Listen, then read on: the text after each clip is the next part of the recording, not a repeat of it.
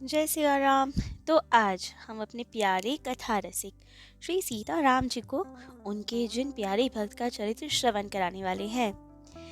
वे भक्त पूर्व देश के रहने वाले थे और जाति के सरनार थे। जाति का इसमें निर्देश केवल इसी भाव से दिया गया है क्योंकि नाभा जी कहते हैं कि सोनार जाति, इसमें भक्त होना एक बहुत बड़ी बात है।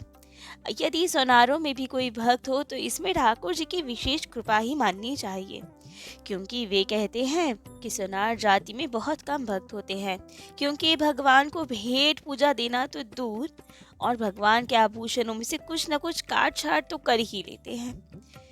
सोनारों में ये स्वभाव कहते हैं ना भाजी, तो इसीलिए स्पेशल कहा गया कि सोनार जाति के थे ये, और फिर भी ठाकुर जी के महान भक्त बने ये। भक्तमाल में तो इससे रिलेटेड एक दृष्टांत भी दिया गया है। इसमें एक कथा आई है। कहते हैं कि राजा थे जिन्होंने सुन रखा था कि कितनी भी सावधानी क्यों ना कर ली जाए, लेकिन सुनार तो सोना चुरा ही लेते हैं। लेकिन अब राजा कहे कि ऐसे कैसे, हमारे राज्य में भला ये कैसे हो सकता है, हम भी देखें जरा कि सुनार कैसे सोना चुरा लेता है। तो परीक्षा बैठाई गई। एक राजा ने सुनार को बुलाकर एक निश्चित तौल का सोने का हाथी बनाने को कहा और सुनार वो बनाने लगा। राजा भी कड़ी निगरानी रखे हुए था उस पे, जिससे सुनार कितना भी कोशिश करे एक छोटा सा रत्ती भर भी सोना गायब न कर पाए। लेकिन सुनार भी सुनार ठहरा, वे भी बहुत स्मार्ट था। अब जितने तोल का राजा ने हाथी बनाने को कहा, उतने ही तोल का हाथी पीतल का वे अपने घर में बनाने लगा। और जिस दिन काम पूरा होने वाला था, उस दिन सुनार ने अपनी पत्नी को सिखा दिया कि तुम एक चौड़े मुंह के मटके में ये हाथी रख के ले आना और दही बेचने के बहाने हमारी दुकान के आसपास फिरना। तब तो उसकी पत्नी ने स्वीकृति दे दी और कहा कि बस दही से हाथी, सोने का हाथी साफ करने के बहाने ही मैं तुम्हें बुलाऊंगा और मटके में से पीतल का हाथी निकाल के सोने का हाथी उसमें रख दूंगा। तब तो उसकी पत्नी मान गई और ऐसा ही हुआ। उधर सोनारों ने राजा से कहा, हुजूर हाथी बन के तैयार है, अब उसकी सफाई के लिए दही की आवश्यकता है। अब तो इतने में ही वो सुनार की पत्नी आ गई दही दही आवाज लगाते हुए। सुनार ने उसे बुला लिया, कोई नहीं जान पाया कि उसी की पत्नी है। और जैसे कि सब बात निश्चित हुई थी, सुनार ने उसे बुलाया और दही खरीदनी चाहिए। लेकिन सुनारिन ने भी कह दिया, अरे अरे नहीं, हमारे महाराजा का हाथी है, भला उसे साफ करने के लिए मैं दही के दाम नहीं लूंगी, पूरा मटका ही रख लो आप, मटके में ही हाथी डाल कर पूरे बढ़िया से साफ कर लो राजा का हाथी। तब तो सुनार राजी हो गया, किसी ने जांच पड़ताल भी नहीं की और राजा ने भी अनुमति दे दी। बड़े प्रसन्न हुए कि ये तो बड़ी भली है, और वे वहां से चली गई पूरा मटका देकर। बस उसी में अब तो सोने का हाथी छोड़ दिया सुनार ने और पीतल वाला निकाल लिया। सफाई करके तोल कर अब पूरा हाथी का, पीतल वाला हाथी राजा को दे दिया। राजा पहचान ही ना पाया कि ये सोने का है या पीतल का है। बड़े अभिमान में राजा ने कहा, बताओ इस बार तुमने कितना सोना चुराया। तब तो सुनार ने हाथ जोड़कर कहा, महाराज हर जगह तो हम थोड़ा बहुत सोना चुराते थे, लेकिन आपने तो हमारी परीक्षा लेनी थी ना, कड़ी निगरानी रखी थी हम पे, इसीलिए आपका तो समस्त सोना ही चुरा लिया मैंने। राजा हैरान कि ये कैसे हो सकता है, रत्ती भर लिया हो तो पूरा का पूरा कैसे चुरा लिया। तब तो उन्होंने कहा, सही कह रहा हूँ, आपके हाथी में रत्ती भर भी सोना आपका नहीं है, ये तो पीतल का हाथी है। तब तो सारी बात खुलकर बताई और राजा भी हैरान हो गया कि कितना चतुर चालाक है ये सुनार। इसलिए नाभा गोस्वामी जी कहते हैं कि यदि सुनारों में कोई भक्त हो जाए तो उस पे स्पेशल विशेष कृपा होती है भगवत और भागवत की। तो आज हम जिन सुनार जी का चरित्र सुनने वाले हैं वो इन्हीं स्पेशल कृपा पात्र में से एक है, जिनका नाम है श्री त्रिलोक जी। तो त्रिलोक जी ठाकुर जी के अनन्य भक्त थे, साधु संत में अति मन लगता था, उनकी सेवा में तत्पर रहते थे। जो भी इन्हें धन आदि मिलता था सब संतों की सेवा में लगा दिया करते थे। यहाँ तक कि आभूषण बनाने के लिए कभी कोई सोना चांदी भी दे तो या तो वे काम पूरा ही नहीं कर पाते थे, क्योंकि इन्हें अवकाश ही नहीं मिलता था संतों की सेवा से, या फिर वही सोना चांदी बेचकर संतों की सेवा में लगा देते थे।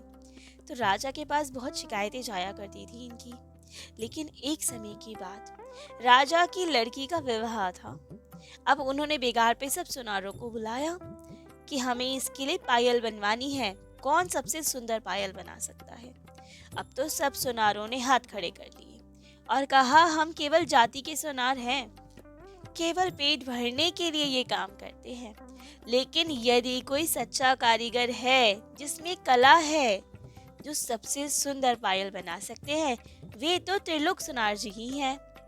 वे सच्चे के कारीगर है, एक आर्टिस्ट है, वो बहुत सुंदर पायल बना सकते हैं। तब तो राजा ने कहा, ठीक है, हम उसी को पायल देंगे।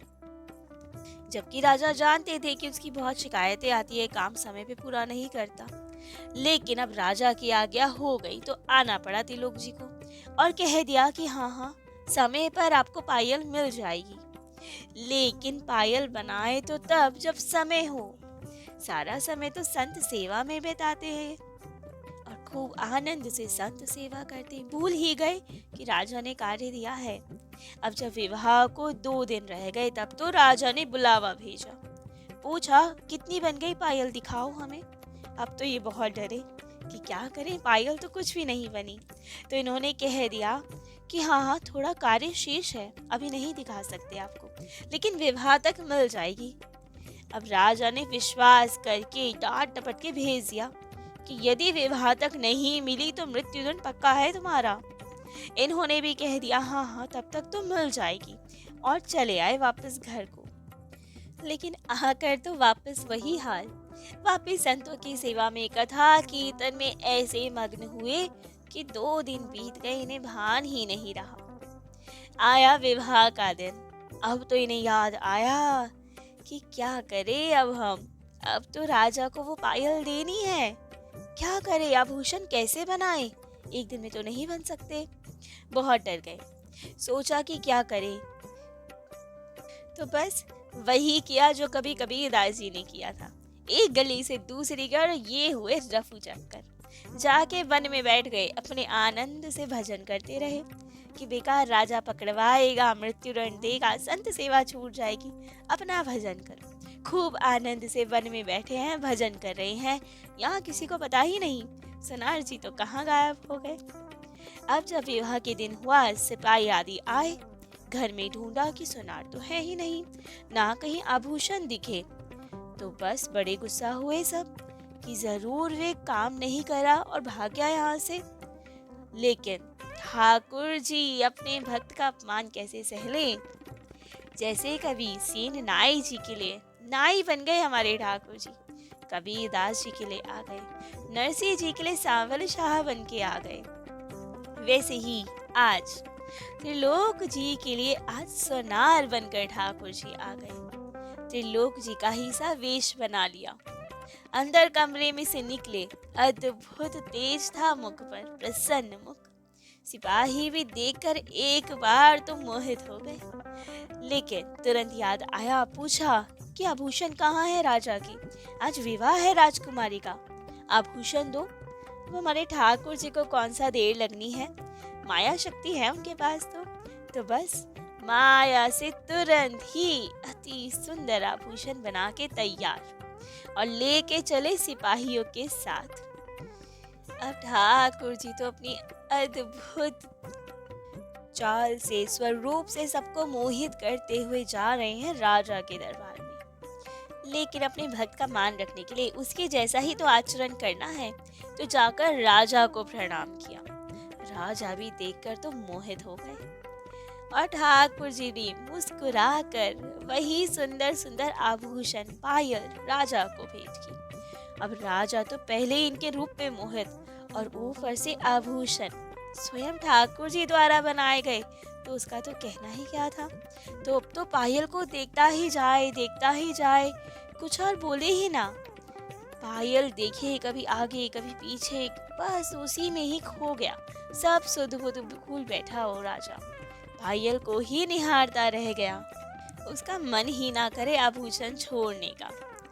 तब तो ठाकुर जी ने चेताया, राजन, यदि देख लिया हो इसे तो अब हमें आज्ञा दो, संत सेवा करनी है, हमें जाना है हमें। तब तो राजा को चेतना आई, बहुत प्रसन्न हुआ कि अरे ये तो अद्भुत पायल बना दी है तुमने, इतनी सुंदर पायल मैंने आज तक नहीं देखी जीवन में। बहुत प्रशंसा की, बहुत सारा इनाम दिया उसे।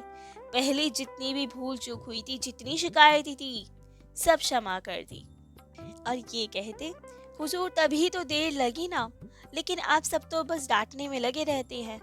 मैंने इसीलिए तो समय मांगा था, इसीलिए तो समय लग गया, इतना सुंदर आभूषण जो बनाना था।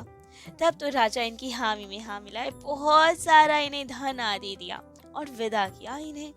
और ये भी ठाकुर जी हमारे बड़ा सारा धन लेकर आए घर पर। और दूसरे दिन जैसे त्रिलोकी जी का स्वभाव था संत सेवा का, जितना धन आदि मिला सबसे विशाल बृहद भंडारा किया, सब संतों को न्योता दिया, खूब आनंद से उत्सव मनाया। अब त्रिलोकी जी की तो स्वभाव था शीत प्रसादी लेने का संतों का, तो आज ठाकुर जी ने भी वही किया, संतों का चरणामृत लिया, उनकी शीत प्रसादी ली, क्योंकि यदि नहीं लेते तो सब सोचते ना कि आज राजा से इतना धन मिल गया तो हमारी प्रसादी नहीं ले रहा। और वैसे भी ठाकुर जी तो संतों के भक्त होते ही हैं, ठाकुर जी को ये अवसर ही कहाँ मिलता है जो संतों की शीत प्रसादी पा पाए। तो आज अपने भक्त का स्वरूप बनाकर संतों की शीत प्रसादी ले रहे हैं, उनका चरणोदक पान कर रहे हैं, खूब आनंद से संत सेवा कर रहे हैं। सब संत त्रिलोकी जी को भर भर के आशीर्वाद दे रहे हैं और ठाकुर जी परम प्रसन्न कि मेरे भक्त का उत्कर्ष हो रहा है, सब और मेरे भक्त की जय जयकार हो रही है। खूब आनंद से अब सब उत्सवादी हुआ तो ठाकुर जी को सुधी आई कि अपने उस भक्त को भी तो मिलाऊं जरा, वो भी बेचारा वहाँ परेशान होगा, क्योंकि त्रिलोकी जी भजन करने तो गए थे, लेकिन हृदय में कहीं ना कहीं तो चिंता थी कि राजा का तो क्या ही रोष होगा, जब भी घर जाऊंगा तभी मृत्यु दंड देगा, संत सेवा छूट जाएगी हमारी। तो इसलिए वे वहाँ थोड़े चिंतित। यहाँ तो खूब प्रेम से भोज भंडारा हुआ। तब तो ठाकुर जी स्वयं एक संत का वेश बनाकर निकल पड़े त्रिलोकी जी के पास। भटकते हुए, आवाज लगाते हुए संत वेश बनाकर जा रहे हैं अपने भक्त से मिलने। झोली भर कर खूब सारा संतों का शीत प्रसाद इकट्ठा किया हुआ है आज, और खूब प्रेम से जा रहे हैं जहाँ त्रिलोकी जी भजन कर रहे थे वहीं जाके पहुंचे और कहा, अरे अरे तुम यहाँ बैठे क्यों भजन कर रहे हो, जाके त्रिलोकी जी के घर देखो, खूब प्रेम से भंडारा चल रहा है, देखो कितना सारा सामान दिया है उन्होंने, सब और त्रिलोकी जी की जय जयकार हो रही है। अब त्रिलोकी जी सोचे, हम तो यहाँ बैठे हैं, ये कौन से त्रिलोकी हैं? तो पूछा, कौन त्रिलोकी? तो भगवान ने कहा, वही त्रिलोकी जिसके समान त्रिलोकी में कोई दूसरा नहीं है, ठाकुर जी के भक्त हैं, वो सुनार हैं। तब तो जब विवरण बताया तो त्रिलोकी जी समझ गए कि ये तो हमारे बारे में ही कह रहे हैं।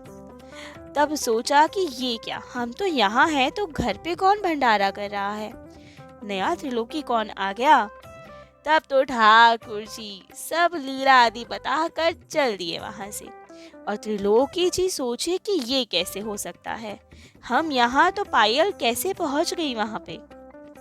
तुरंत आए अपने घर की ओर, देखा पूरा घर संतों से भरा हुआ है, धन धान्य से परिपूर्ण है, सब और त्रिलोकी जी की जय जयकार हो रही है।